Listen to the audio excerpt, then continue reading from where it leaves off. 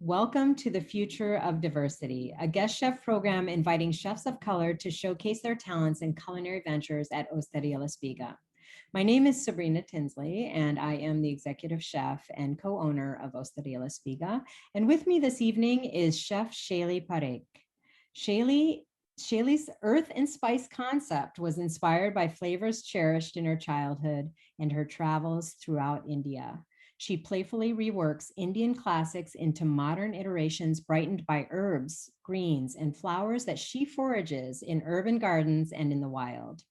Shaili incorporates her knowledge of herbalism and a love for utilizing what grows around her into her cooking style by reimagining traditional dishes.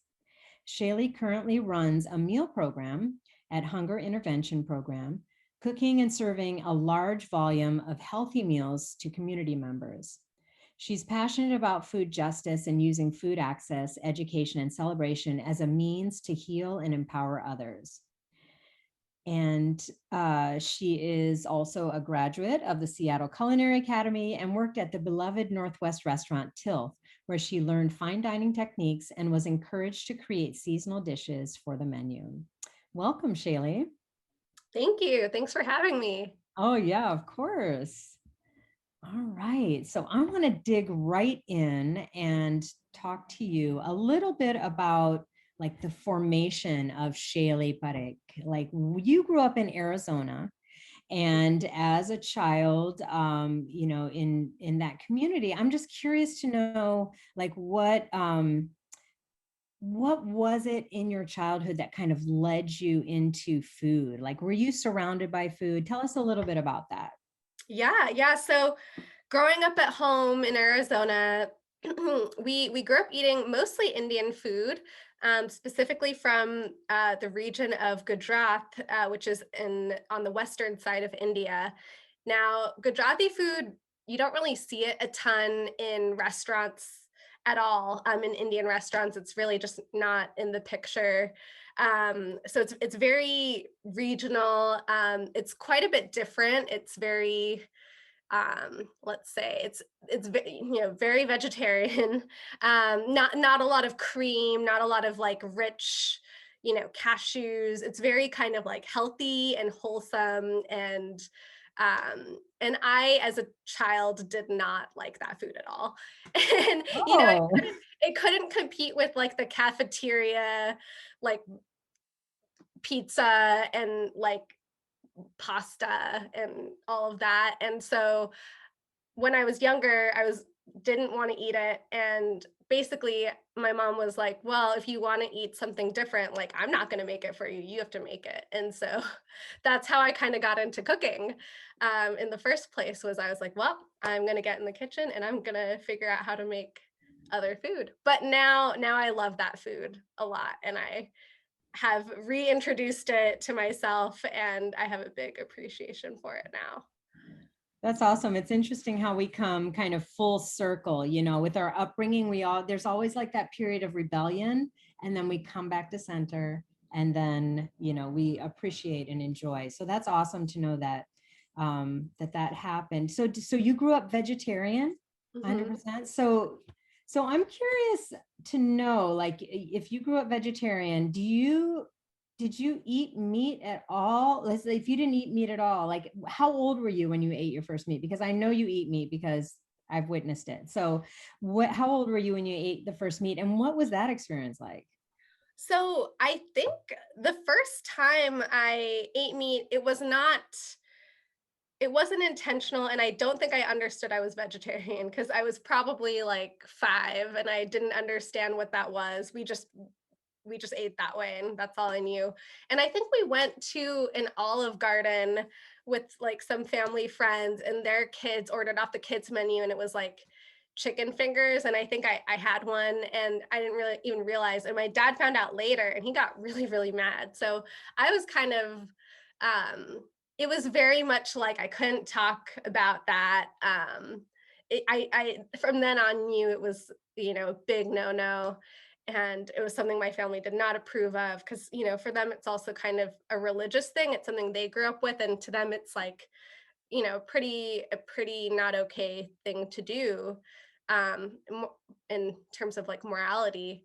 And then I think beyond that, I started consciously dabbling in it in probably elementary school when I would like sneak like a pepperoni from my friend's Lunchable, or just in the cafeteria I would like get like the beef chili and I would pretend I didn't know that it had meat in it, and then someone would be like, "Oh, did you know?" And I was like, "Oh, that was a mistake. I'll still eat it," kind of thing. I love that. Wow, that's funny. That's and it's something that, I'm sure maybe your parents didn't really catch on to, it's just kind of like that kind of secret. I love that. I Yeah. love that. And It's kids today, do. I still eat everything, but I've kind of returned back as well as to eating more plant-based, and also in terms of like the types of food that I cook and want to put out there. I still like kind of maybe not making it fully, vegan or vegetarian, but I like my food to be plant forward because I do think that that's where things are headed, especially with climate change. And, there are a lot of like there's a lot of reasons to be vegetarian. So I definitely still embrace that side too. Yeah. Yeah. Yeah, I love that. Well, I personally love vegetables. And I think I admitted to you, if I were to be like, if I were to declare myself vegetarian, because a lot of times I feel like I am, but it would definitely be like with Indian food. You know what I mean? Because I just love it so much. The spices, really, the spices, the flavors, everything just like makes up for anything, any texture, any, you know, desire that I have to eat meat for sure. Um, so I want to pivot a little bit to, the food justice side of Shaili. I'm just like, I'm so curious, like, how did this part of your life kind of, you know, form? You spent time in Oregon, I know that, and you were in AmeriCorps and so on, and you had a project with them, and then that kind of led into another thing. Tell us a little bit about where that interest got started. Yeah. So, for a very long time, probably since I was like 12 years old, I fell in love with food and cooking. And then when I got to college, doing my undergrad, I still wanted to kind of be involved, with food and cooking and connect with other people on it. And I found this organization called Real Food ASU, which, is part of a national organization called Real Food Challenge. What they do is they try to get more sustainable food on college campuses, as well as more, ethical, more fair trade, organic, local, all of that. And that was kind of the only food group on campus. So I was more interested in cooking, but these were the people I found, and that's how I learned about all these food systems issues. So farm worker rights, food miles, things like all crazy biotech things, that we now do with industrial agriculture. Um, so many different topics, food access, and I realized that these were all linked, and that I love cooking and food and celebration, but I can't just turn a blind eye and only think about the fun part when really, like, I mean, food, everyone eats food, and it connects to so many important issues. And it's definitely something, worth paying attention to. And then, so once I was out of college, I found this really great job, doing AmeriCorps at a food bank, teaching cooking classes. It's a cooking program called Cooking Matters, and it's a really fabulous program aimed at, especially like low income families. And it's like, how do you cook healthy food, but do it on a budget? And I had a ton of fun doing that, especially because a lot of people don't know how to cook these days, or they're intimidated. And so it was really fun to engage with people in that way, and build their confidence and just get excited about food, but kind of know that it was going to help people in their just day-to-day lives. And then I went on to do another AmeriCorps term in Bend, and that was more farm to school work. So that was working with kids, and doing kind of cooking classes, gardening, and then also kind of getting them to choose some of the healthier stuff in the lunchroom too. And that was really fun as well. That's such important work. And we need more people like you in the world, to do that, because it is definitely, like you said, worth paying attention to. That's awesome. So you also at some point in your life got interested in foraging. So I'm curious to know where that, came into play and why you enjoy foraging. Yeah, so that one's a funny one because I didn't know that I would be interested in it until, I mean, it just kind of stumbled into my life. Like once I moved to Oregon, I would just go on hikes with friends who also loved food, and they knew things about what was edible in the forest when we went on these hikes. And that kind of, in Arizona, obviously, there is plenty of things to forage there, but just growing up there, I guess I had harvested like prickly pears in my neighborhood, things like that. But I think moving to the Pacific Northwest kind of took it to the next level where I was surrounded by people who knew about it, and just I would pick it up as I would go on these hikes and adventures with people and ask more questions. And I eventually joined the Puget Sound Mycological Society. If anyone's interested in learning more about mushroom foraging, really great group of people.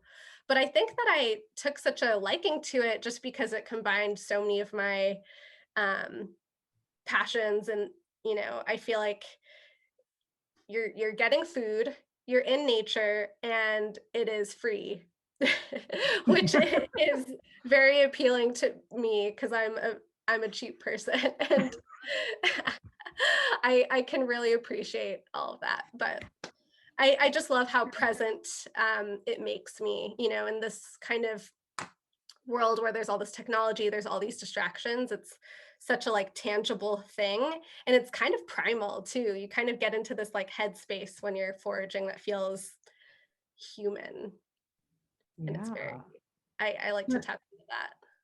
That's awesome. Yeah, I feel you there. The term that you were looking for is frugal, by the way, not That's a nicer way to put it. Money conscious. Uh, so tell me a little bit about your fermenting escapades, because I also happen to know that you enjoy fermenting foods. And that's kind of like a hot topic now. It's just like, fermenting foods, even though it's like an ancient tradition in many cultures. So tell me a little bit about projects that you've done, and then I have a question for you about fermenting as well. Yeah. Yeah, I mean, that was another one that I never grew up doing it. And then once I met people who either knew how to do it or they were interested in it, we did it together. And so we learned together and it wasn't as scary. That's kind of how I got into it. So I started with like kombucha, lacto fermented pickles, kimchi, that kind of thing. And then I kind of took that knowledge and built on it. And then I started doing like fermented hot sauce, or if anyone knows like dosa, which is another um, really yummy Indian food. It's like a fermented lentil batter that you turn into these really tasty crepes. I've made tempeh, homemade vinegar, yogurt, and then recently I've really loved making like wild sodas that are, I guess sometimes they're alcoholic, but Oh, things like nettle beer or elderflower champagne or dandelion wine, things like that. And that's been really fun to experiment with. wow. Interesting. That's so much. Wow. You have a lot of experiences. My grandpa made dandelion wine. I never tasted it, but I am very curious about it. So how do you I'll know, bring you like, some later. what's that? I'll bring you some later. Oh, I have some in yeah. my fridge Pass. right now. Oh, I'm so curious. Yes, I'd love to try it. Thank you. So how do you know, like when you're fermenting foods, how do you know when you've done it right or if it's spoiled? Like it seems like such a fine line. And even you like described it as being kind of scary, so Yeah, yeah. totally. People, I mean, I think myself included, when it comes to things that have to do with like bacteria and yeast, like it is kind of an intimidating thing. But I think people don't give themselves credit for like I feel like humans in general, we have very acute senses when it comes to food spoilage. Like we know immediate, like pretty easily, when something smells off, or maybe you taste it and you're like, like, okay, it's like a little bit, there's something weird about it, or, you see it. But typically, I think things are good if you see a lot of bubbling, and if things taste sour, that's generally never a bad thing. Now, if you see slime, that's usually bacteria. Maybe it's bad bacteria. And then if you see mold on top, generally you can take that off. But mold will, that'll be really apparent. That'll be obvious. And then sometimes it's yeast. And if you just see like, say, a like white powdery kind of thing on the bottom, that's usually a harmless yeast that you can still eat. But yeah, I the thing that you do want to worry about that's actually quite dangerous is botulism if you're canning. But that's not really a concern with fermentation, which is good. Yeah, nothing too scary can happen. You'll know when it's kind of off. Awesome. Well, that's reassuring. Thank you for that tidbit of information. I appreciate it. So I want to pivot to your menu. I want to talk a little bit about your menu, but previous to that, I want to mention that when you came to taste me on your menu, it was really kind of like a, how do you say, like a visceral kind of experience for me, because to me, it was like witnessing an artist at work. Because I mean, besides the fact that you had these like oversized gloves on, and you and you were just kind of like, the way you were moving your hands and everything, you reminded me of an artist. And when you put the plates together, a sprinkle of this, a brush stroke of that, and a dabble of that, and we took the pictures, and it really did look like a painting to me. And it was phenomenal. It was beautiful. It was beautiful. And it was wonderful to watch you put everything together. Are you an artist? Oh, You dabbled? that is, first of all, very kind of you to say. Um, I definitely like to always be thinking about that when I'm plating food, and I definitely have been super inspired by all the chefs that I've gotten to work with.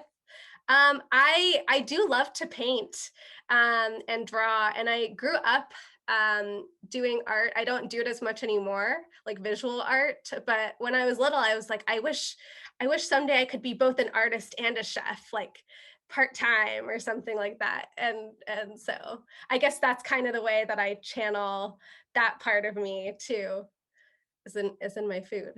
Well, mission accomplished. It was beautiful. The colors, everything, spot on. Thank you. And then that leads me to also kind of a doubt that I had about your menu. And I apologize for doubting you. And I did bite my tongue. I didn't like say no, but you talked to me, you convinced me that it was possible. And I thank you for teaching me something new. But I did not know that gnocchi, potato gnocchi, like the traditional Italian style gnocchi, could be baked or seared and cooked all the way through. And you taught me that. Tell us a little bit about your menu. Like, I would love for you to go through each item, each menu item one by one.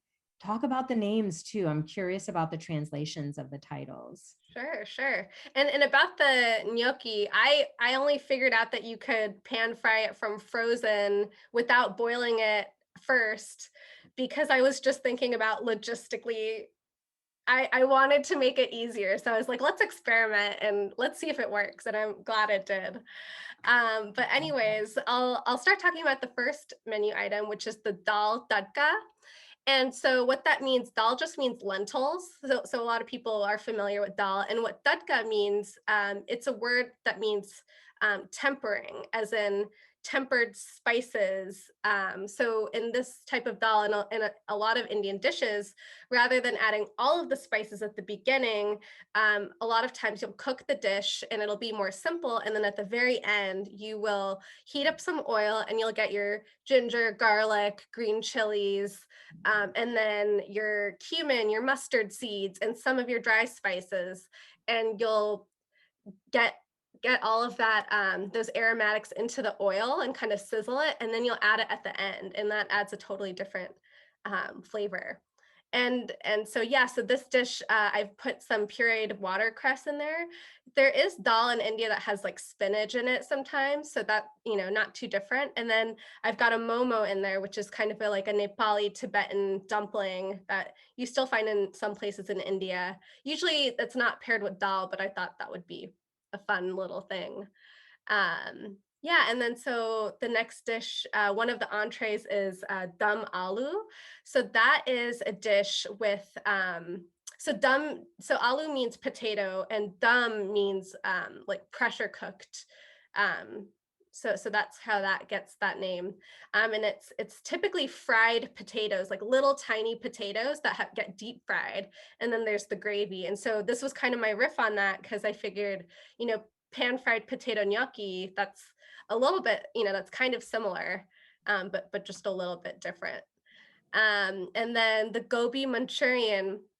So gobi Manchurian is an Indo-Chinese dish, and so it's got Chinese influence, um, but it's also not Chinese food. It's what Indians think Chinese food is. It's this fried cauliflower with this like soy um, kind of ketchup, sambal, vinegar sauce, and and then I've also put it on top of something called kanji, which you find in southern India, but that is also a riff on Chinese food, similar to like CONGEE, kanji, um, just a rice porridge, a simple rice porridge. So I thought those would be, they're not typically paired together. Usually you eat gobi Manchurian, which is regular rice, but I thought that would be a fun thing to put together.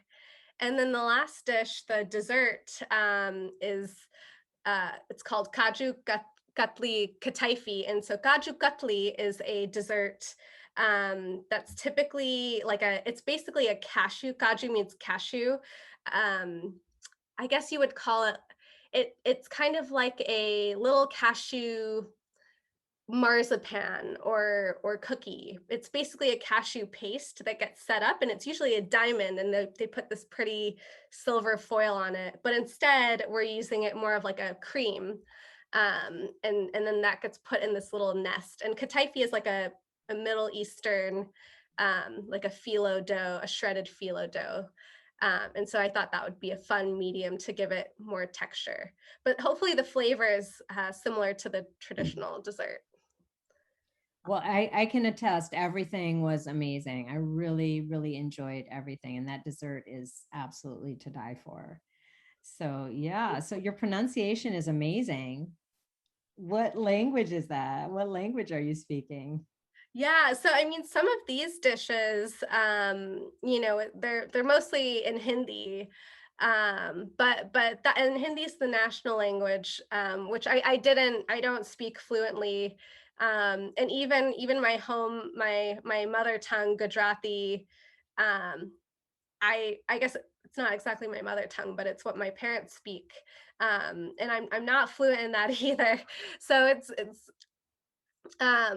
something that was kind of hard, with my parents immigrating and them wanting us to know English. And so I didn't learn it very well, but I'm hoping to learn more. Awesome. And you were just recently back in India, like before the pandemic. You're all right? Yeah. Yeah, I got to travel for 4 months in India for the first time by myself. I had always gone with family, and it was a totally different experience going by myself. And it was very, very special. I picked up a lot more language for one, because I wasn't relying on them to guide me everywhere. And I learned a lot more about the food. and really got to see another side of things, which was really, really great. Awesome. And what was your most exciting discovery while you were there? Ooh, that's a good question. Like food wise or in Oh, general?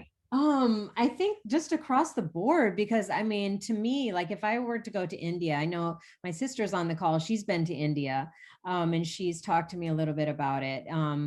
And to me, it would just be like an amazing adventure of the senses, like in every sense of the word.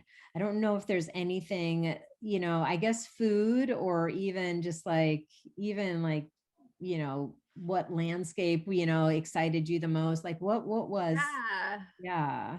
Gosh, that's honestly a very hard question. Gosh, I got to do a lot of really awesome yoga and meditation while I was there. But in addition to that, um, I got to cook with my grandma, honestly, which was really fun. And I got to, take in some of her recipes. Um, I got to go to Gujarat, which is where my family is from, and I had never been there before because our family has kind of moved to Mumbai, which is big city. But I got to be where my people are from for the first time and try to speak that language with them. And I got to pick fruit like umla, which is a sour little fruit with like school kids and things like that. So I mean, really all across the board, it was a fabulous trip and a very diverse trip, I guess you could say. And then at the end of the trip, I I actually interviewed to cook for this CEO who's Indian as a private cook, and he flew me out to try to cook dishes that he would like, and that was a big challenge. He wants Indian food, but he's gluten free, vegan, and then can't eat like tomatoes and eggplant. So that was a big challenge for me. And I also learned a lot about Indian cooking very quickly because I really wanted the job. And so that was a fun one. I think that I really delved in deeper because of that experience. And so even at home, I started cooking a lot more dishes, Indian dishes, and getting even better. Wow, that's exciting. I'm happy for you. Yeah. Well, we're getting close to closing time, but before we leave, I just wanted to mention that you have decided to donate your tips, the tips that you make for this program, to Community Alliance for Global Justice. Can you tell me a little bit about that program and why you decided to donate your tips? Yeah, they are a really, really fabulous organization. If you haven't heard of them before, definitely check them out. They do a lot of food justice work, but not only in this region. They're based out of Seattle, but they're thinking like globally, and so they do a lot in terms of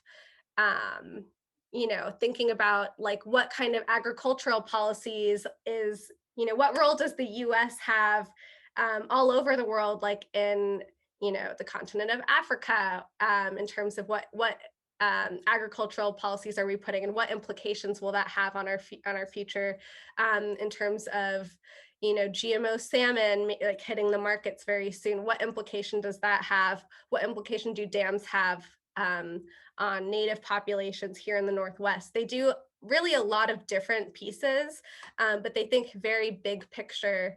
And I think they're a really, really wonderful organization that's doing really important work that will impact the future of food and sustainability. So please check them out if you can. Wow, that's so important. Congratulations. That's I don't know why I'm saying congratulations. That doesn't even make sense, but I'm thank you. I guess I should say thank you for doing that and bringing that to my attention for sure, because that is really important work. Um, I think that we're coming to a close now. I just wanted to, just mention one last thing, that you did an internship at La Spiga for a very brief time in the beginning of the pandemic. And thank you for, spending time with us. It was really nice getting to know you and spend time with you. And you made a family meal for my staff. And I still remember what it is, but I'm going to let you, mention it. But it was everybody loved it. Like they would not shut up about how good Shaili's family meal was. And I wasn't going to eat family meal that night, but of course, I didn't stop eating it either. So do you remember what that dish was? Yeah, it was chicken paprikash, which I had never eaten before either or made. So that was a funny one. Really? And there was also, I think there was no paprika. So I don't know how I pulled that one off. Um, but yeah, I was surprised. I was like, okay, I think it turned out well, but I didn't realize people loved it so much. Oh, they did. Yeah, they wouldn't shut up about it. It was really, really good. I still remember it as well. Yeah, well, thank you. Are you, oh, one more thing also is, kind of like what's next for you? Like, I know that, we had a conversation about this, but I would love our viewers to know what's going on in your life next. Absolutely. Yeah. So I'm ending, this chapter at my work right now, and I'm moving to Portland very soon in September, which I'm really excited about to be in a different city. And in terms of what's next, there's a lot of possibilities. I'm not quite sure yet, but I might continue to work in restaurants. I might do catering or another food nonprofit job, but yeah, there's so many possibilities and I'm really excited. That's awesome. Food is in your future. I love it. Well, thank you so much, Shaili, for taking the time to talk with us today. And I know that everybody is going to have a wonderful experience with your meal. And I want to thank everyone else for, first of all, coming to this Zoom interview today. And I really appreciate everyone who's purchased the meal or just wants to stay, who's been talking to me about it. And it's been really, really a great opportunity for me. I've never done anything like it, and I'm really, really excited. That's awesome. And I will mention Monica Wachira, who was a guest chef at for Future of Diversity, is on the Zoom call, and she loves Indian food. And I know that a lot of her cooking is based on Indian food as well. And Trisha says that this is very exciting. So thank you, Shaili, and we look forward to enjoying your meal on Monday. Thank you, Sabrina. All Thanks, right. everyone. All right. Take care. Bye. Bye-bye.